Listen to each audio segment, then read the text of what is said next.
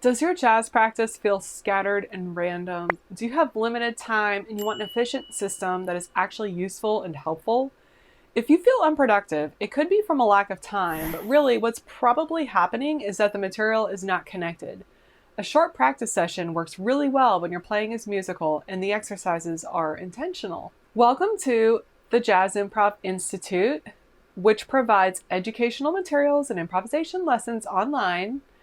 If you haven't already, please like, subscribe, and turn on notifications so you never miss a new video. So let's get started. Last week I showed you how to organize a 15-minute jazz practice so you can stay consistent even with a busy schedule. Today we're going to do the same thing but with different materials.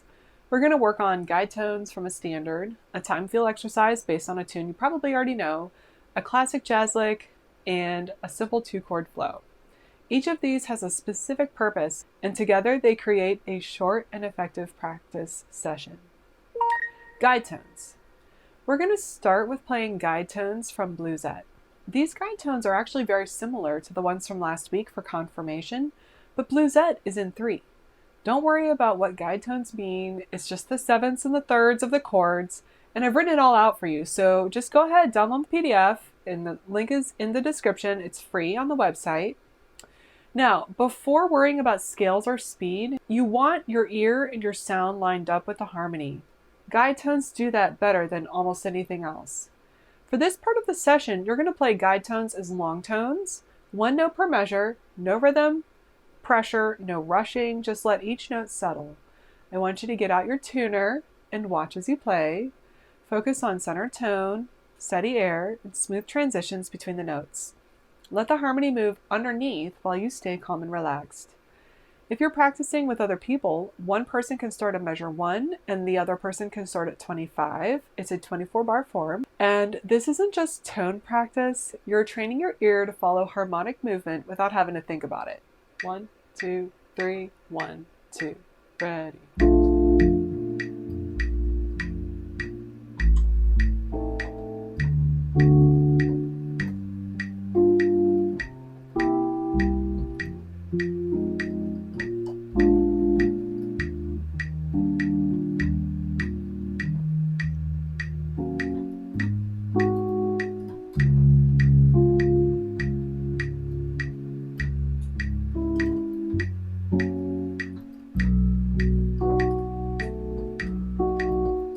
Oops, sorry about that.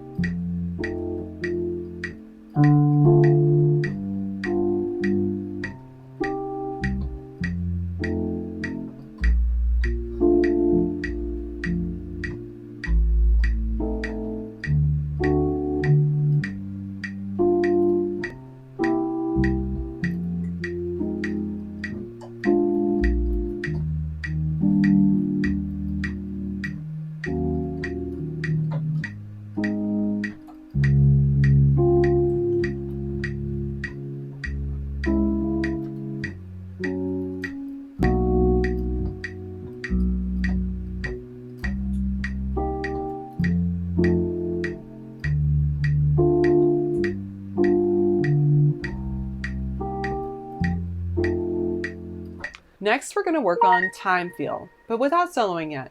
A lot of players jump straight into improvising before their time feel is settled, and that's when things start to feel rushed or stiff. So you can do this on your own. You don't have to read a chart. You don't have to utilize what I'm going to provide, but if you want to, you can.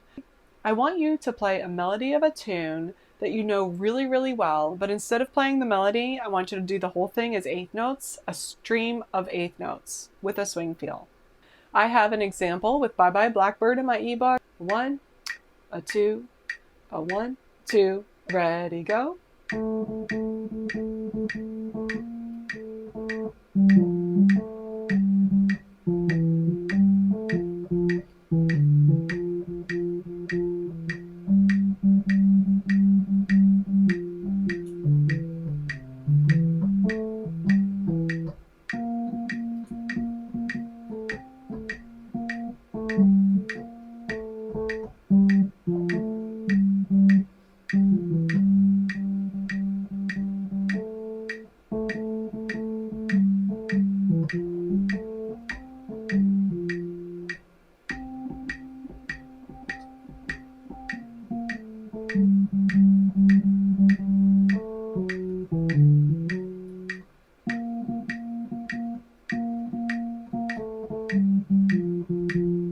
I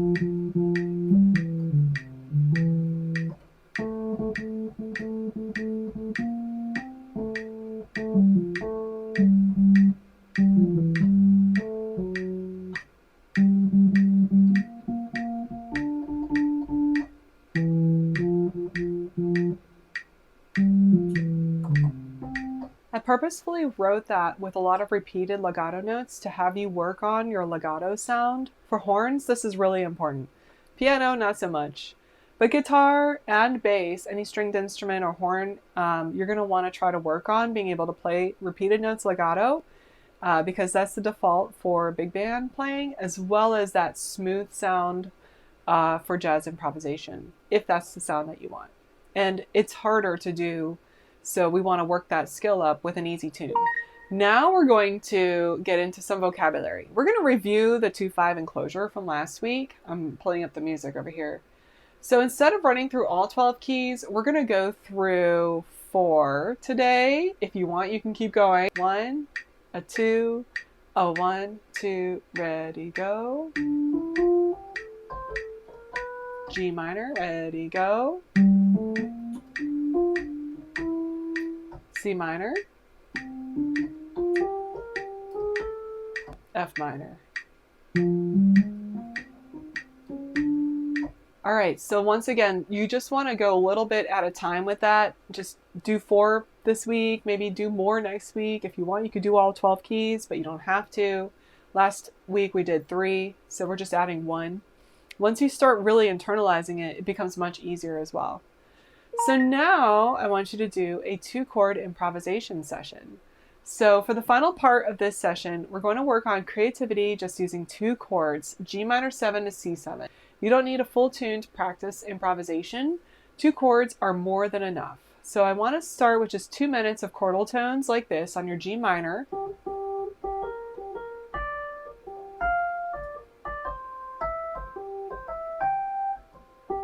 And then you're going to add passing tones to go between the chordal tones. If you're looking for some ideas for scales, you could play anything in the F major scale because this is a 2/5 in the key of F. I have another video about 2/5s on this channel. You're welcome to check that out. I want you to also start incorporating the bebop dominant scale when you get to the C7 chord. And that you can find on my website, and it's basically the C major scale, but with 2 7s. So it sounds like. So let your sound, time feel, and vocabulary all blend together here. When it gets to the end of the exercise, you can utilize the enclosure lick, starting on G minor. So this is where what you've practiced earlier starts to turn into musicality. I'm going to go ahead and play G minor to C7, 8 bars of G minor to 8 bars of C7, and so on and so forth. I'm going to put the music up, and you can download the music off of the site.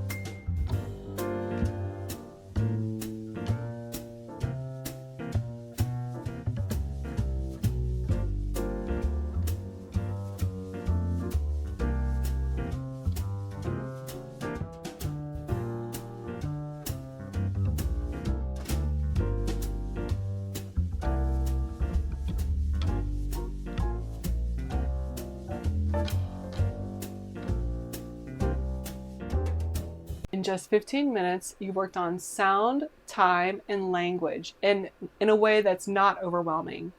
If you want a clear, repeatable way to organize short practice sessions like this, I've put together a simple practice system and it's all laid out for you in the ebook. I'd love to know which part of this routine feels hardest for you right now: sound, time feel, or vocabulary. Thanks for practicing with me. I hope you'll join the Jazz Improv Institute. Please like, subscribe, and turn on notifications, and check out the website for more improvisation materials. Happy practicing.